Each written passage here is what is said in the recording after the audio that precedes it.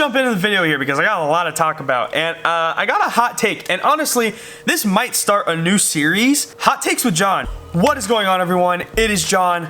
Welcome to Car Rant. If you guys are new to the channel, we do builds, we do reviews, and we have candid car conversations about cars. Last video, if you guys watched that video, I made a couple of controversial statements that basically said Nissan has lost to Toyota in the battle of the sports car. Z has lost to the Supra. Controversial comments there. So I think I'm gonna make a couple more controversial comments, and not at the JDM community, but okay, maybe a little bit at the JDM community, but more at the supercar community. And I might just get hunted down for this one because today I want to talk about the new supercar killer on the market and why the newest supercar killer might actually become a supercar. I'm talking about the C8 Corvette. That's right, a Chevy mid-engine Corvette. What do I mean by the next supercar killer, the newest supercar killer? Well, I wanted to think about, well, what are the cars stock for stock? I'm talking stock cars that have come out by other companies that were not deemed supercars that were able to keep up with branded supercars. So I'm talking Ferraris, Lamborghinis, Aston Martins, stuff like that. And I thought about it, I was like, wow, the R35, Nissan's car. Now, obviously the R35 is still being made. The R35, when it first came out, was not portrayed as a supercar. It wasn't branded as a supercar, it was branded as a high-performance sports coupe. And a stock R35 could keep up with the Ferraris and Lamborghinis at the time. And then when you put power into them and you started really building those motors because the VQ is insane, it killed them. And that's why it was called a supercar killer, because once you started modifying those cars, they were leaving Ferraris in the dust, they were leaving Lambos in the dust, they were leaving cars that were deemed supercars in the dust. Now, the newest kid on the block, he's been on the block for a little bit, but at the moment, the C8 Corvette. I want to bring the C8 Corvette to the table as the next supercar killer, and then I also want to enter it into supercar status. And here's why. The base C8 Corvette, when it came out, was deemed poor man's Ferrari, much like how we look at a Chrysler 300 as a poor man's Bentley or a poor man's Rolls Royce. The C8 Corvette has the looks of a supercar, looks like a Ferrari, doesn't sound like a Ferrari, doesn't really have the luxury that a Ferrari has, but it looks like one stylistically. Now the Z06 came out. And the Z06 has that flat plane crank V8, making, I believe, around 600 horsepower, maybe even more than that. It sounds like a Ferrari now, and it still looks like one. Actually, I think the Z06 looks more like a Ferrari with that more aggressive front end and the more active aero and a lot of carbon fiber and the big wing on the back and whatnot. I think it now looks even more like a Ferrari, and now it also sounds like one. Not to mention, we also have the E-Ray. A lot of people sleep on that car because it's deemed probably the least Corvette of the cars because it's all-wheel drive as opposed to rear-wheel drive. And it's a hybrid. It has electric motors. There's one electric motor per wheel. That thing's crazy. I was watching videos of it the other day, but I'll get to that in a second. Base models have, it's been known that they will keep up with F8s and Huracans. Not beat, but keep up. Z06 can beat those cars. Now, a E-Ray has beaten, not only beaten, but embarrassed the Huracan and the F8. And here's why. They put them in a drag race, they put them all three. I don't remember the channel. It's on YouTube. You look it up. You literally just look up E-Ray versus Huracan versus F8 or whatever. It'll come up with the drag race that I'm talking about. It not only beat both those cars, but it annihilated them. It left them in the dust. Much like how a Tesla Plaid will leave any sort of petrol car in the dust. And that is thanks to the hybrid system that is inside of the E-Ray. In theory, the C8 is a supercar killer. Now here's where I'm making my entry.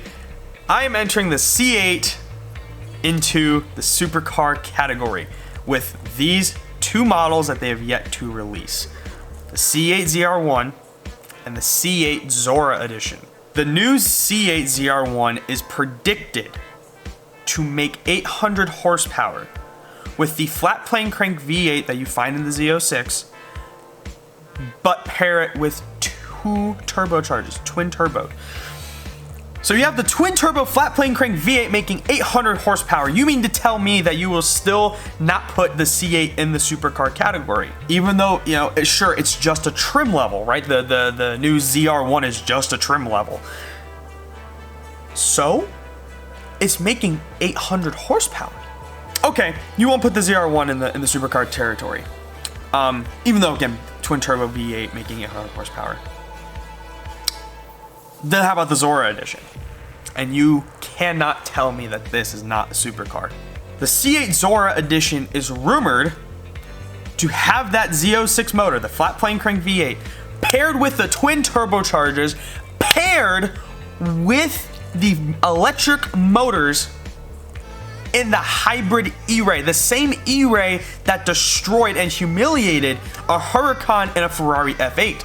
You mean to tell, and here's the best part, it's making 1,000 horsepower. And you mean to tell me that it's not a supercar? Again, I want to make this very clear. I understand these are trim levels. These are special edition versions of the car. But you still won't put it in that category. Supercars are known to be high horsepower mid-engine beast. And before we kind of just gave it to the Ferraris and Lamborghinis out there, but then you realize you have the Aston Martins. The Acura NSX is deemed a supercar, and that, I think when it first came out, it made under 600 horsepower. But they still consider the new Acura NSX to be a supercar. If you can consider cars like the Acura NSX to be supercars, but you won't consider the possibility of an 800 horsepower ZR1 and a 1,000 horsepower Zora edition to not be a supercar, that's insane.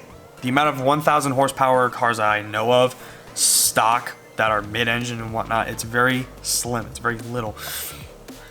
And I think the Corvette gets a lot of hate because of the fact that it is deemed a mid-engine sports car. But I think that Chevrolet can really do something with this, and I think that they can really put their mark as the American car maker when it comes to supercars. The Corvette has the potential to become a supercar, and I don't think that Chevy can't miss this.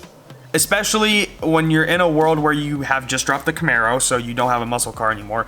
Dodge dropped all their muscle cars for electric. And then you also have Ford, who has the Mach-E, but they still do have their gas-powered Mustang, even though, in my opinion, the new Mustang is hideous, except the GTD. The GTD is beautiful. But the new Mustang, the Dark Horse and all that stuff, I think it's absolutely hideous.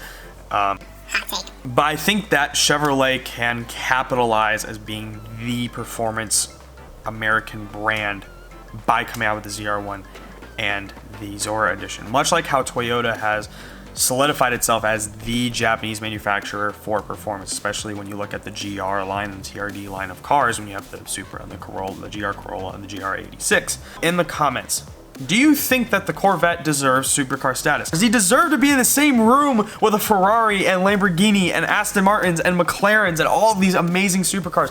Does the Corvette deserve to be in that room? Before we end the video, just want to thank you all for watching. Check out our latest videos, depending on what Nick decides to put in here. Check out our latest videos. And then also subscribe, like, comment, do all the good stuff. That helps us out, and guess what?